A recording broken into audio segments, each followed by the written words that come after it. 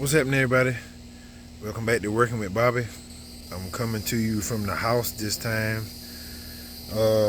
Not intentionally, but it's the way God had it to work out. So I'm just trying to count it all a joy, as the word says.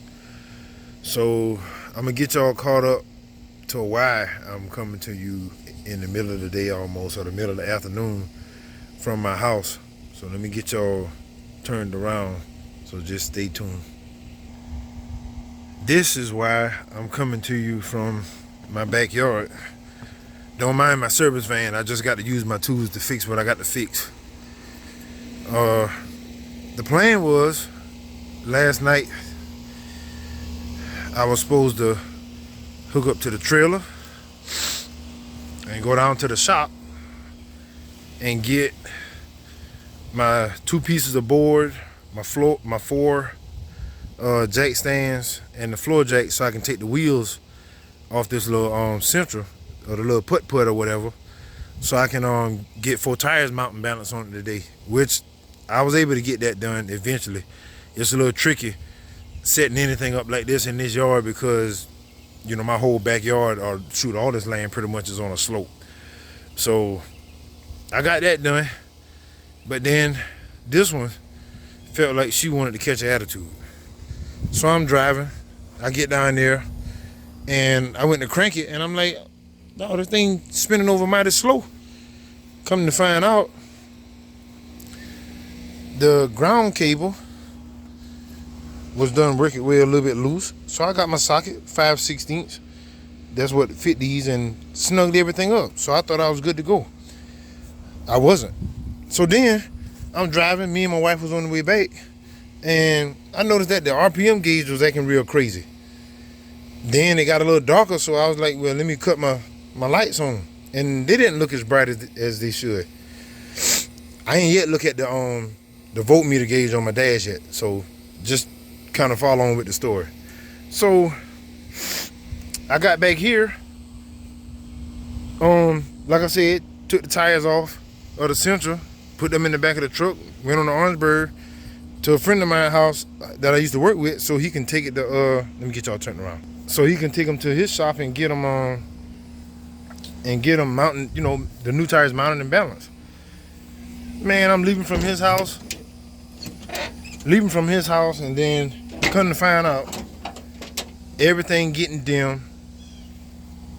Hit the horn and the lights flicker, hit the brake lights and the lights flicker.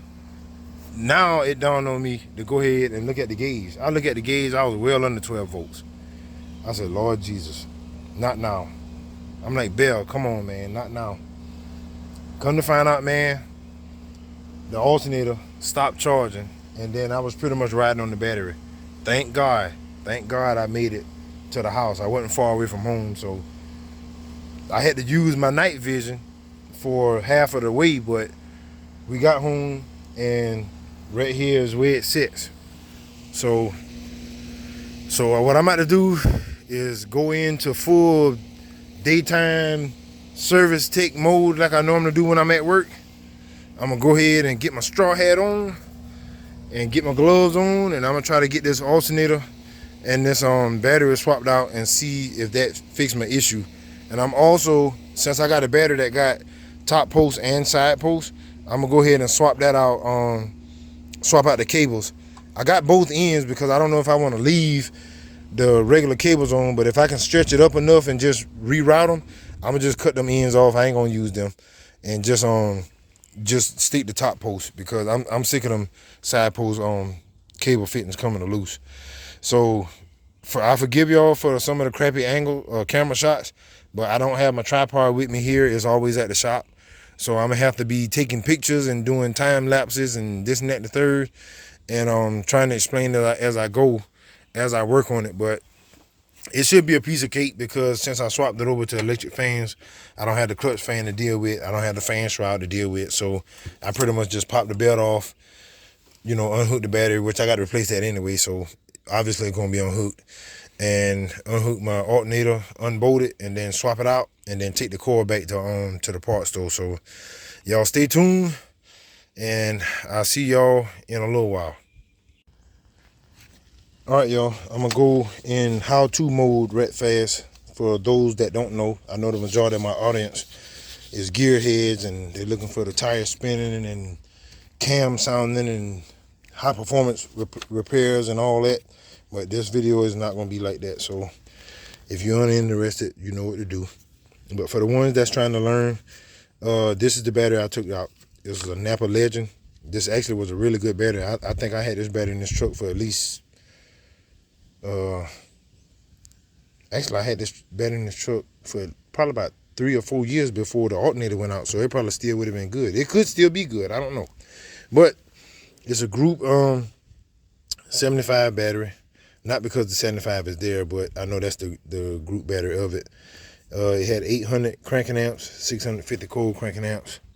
Matter of fact, no, I lied. This battery was replaced. Nope, it was on 3 years. 2 and 0, that's what I took off. So January, February, March, April of 2020. All right, so to prepare to take the battery out, this is what you want to do. So like I said, some people don't know, so just fast forward through this part if you're not interested. You want to take the ground loose first. The one I have my hand on is the ground. These two go to the battery positive, because one is going from a relay feed from a fan. This is from a little small amplifier I got in there for a sub. And this one is going down to the starter. And I believe this one is feeding the feeding power to the fuse box on the inside of the vehicle. I believe. I think that's what that's for. I might be wrong. If somebody knows, put in the comments, that way, because I don't never claim to be right about everything. But that's what you do battery-wise. I'm not going to put the new battery in yet. I mean, I can bolt it down because you got to remove this 13 millimeter bolt and rubber hold down to get the battery out from under the truck. I'm hoping that most people know to do that, but just in case you don't, that's what you got to do to get it all the way out. But I'm going to tackle, while I got the battery out, I'm going to go ahead and take the drive bed off and take the alternator off. That way, when I hook the battery back up, I can go ahead and start it and make sure it's charging. So just bear with me. I'm gonna go ahead and get that stuff done, and then I'll cut y'all back on, that way I can bring you along with what I got going on. Man, I can't win for losing. I done got the alternator off. This is the one that came off the truck. Y'all look at it closely. Look at the one they sent me. God darn, man.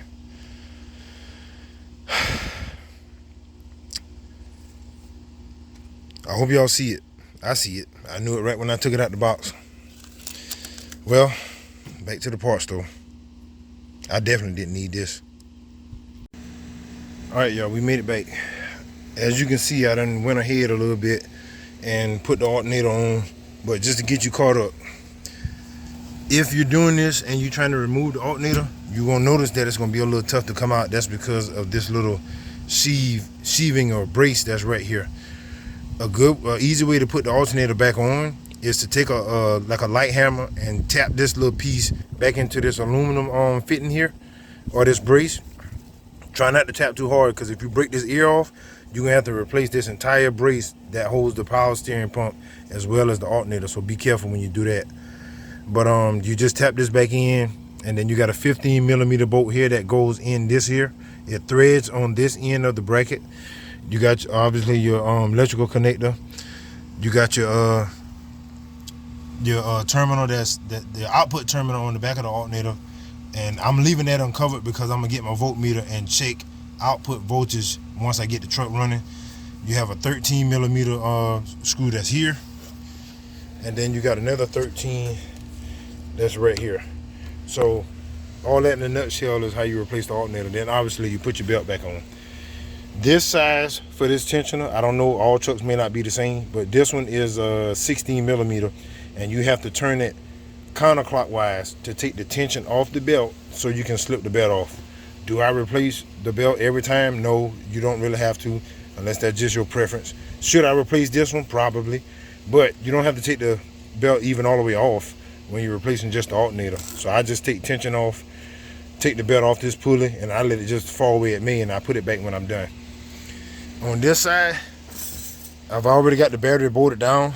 I've already gotten the side post hooked up on the positive side for the my accessories, but I'm gonna run my main positive wire up here to the top post, and I'm gonna do the same thing on this side. So what I'm gonna have to do is relocate this ground. Get out of the way. I'm gonna have to relocate that ground that y'all see in there behind the wires. That way I'll have enough wire to move the ground kind of up this way, and then I'm gonna put my other terminal in on here, and I'm gonna have both of them up at the top of the battery. So I'm gonna cut y'all off and get that done, and then I'll cut y'all back on and show y'all what I did after I get done with it. All right, y'all, finally we back, and I got to make this here quick because the sky getting ready to turn against me just as well as everything else in life. So obviously I don't like the way that looks. It's ugly. I think it's ugly, but I didn't feel like, or could I afford to run a whole nother cable, so I just twisted the wire. I left it in the clamp down there, and then I just zip tied it to the AC hose. That way it don't be making a whole bunch of contact with that upper control arm. And I ran it to the top post. Obviously I changed where the ground was over here. Let me try to get in so y'all can see it. And then I grind off the paint so I can have a good clean ground, and ran that one up here to the top post as well. I think this is the amp. I think I told y'all earlier in the video, the amp and the relays power source. But it's a jump up mess down there.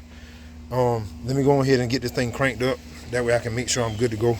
But we got 12.63 volts. I hadn't tried to start it yet, and that's at the back of the alternator. The reason I test at the back of the alternator is because I want to see what alternator output voltage is. I don't care what's at the battery. As long as I got alternator output voltage, I know that with a good wire, I'll have charging voltage go back to the battery. So that's why I say I'm not concerned with it. I want to make sure I got something coming out that alternator. So let me get this thing cranked, and then we'll look at our voltage. All right, y'all. Because the choke want to act up on the truck now, I gotta sit in here and hold the gas for a little bit until it starts to idle. But I already see the battery voltage gauge is back up where it need to be, just above 14 volts. So I know that's good. But I'm gonna still show y'all what's on the voltmeter, because sometimes your gauge can read wrong, especially in a truck like these. These body style here were real bad about the gauges going all crazy and reading all kind of fool stuff. That's why I really want to replace this one. But like any other thing that I want to try to do, I ain't got the money to do it, so I gotta wait. But let me get this thing idling, if she'll behave herself, and then we're gonna go out there and look at the. Come on, Belle. Come on now. All right. She idling kind of low, but it'll be all right. Don't you do it. I caught her before she could cut off.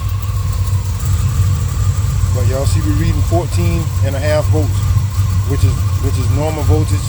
Some might want it around 13.9, 14.1, but this is what that alternator puts out, since I got power windows and AC and all that good stuff.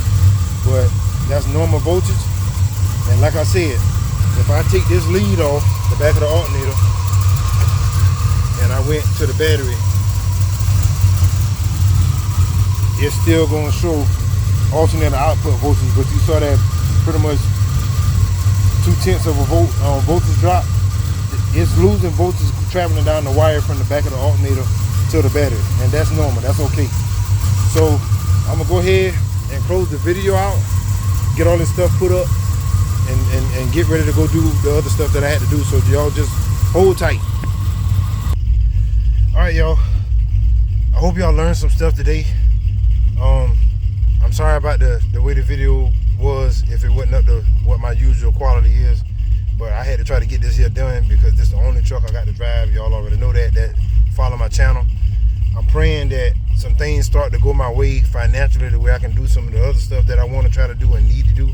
But that's all up to the Lord. I ain't got no control over that. All I can do is to work and try to make an honest living and give all the glory and the honor to Him, regardless of how it goes. It's not easy, but it is what it is, and that's what we're supposed to do as born again believers and people of faith. So I ain't gonna hold y'all too much longer. I'm gonna go ahead and get this van put back, and I got to get ready to do some other stuff. So like I always tell y'all, be blessed, be encouraged, Keep wrenching. I appreciate you watching, and I'll see y'all on the next video.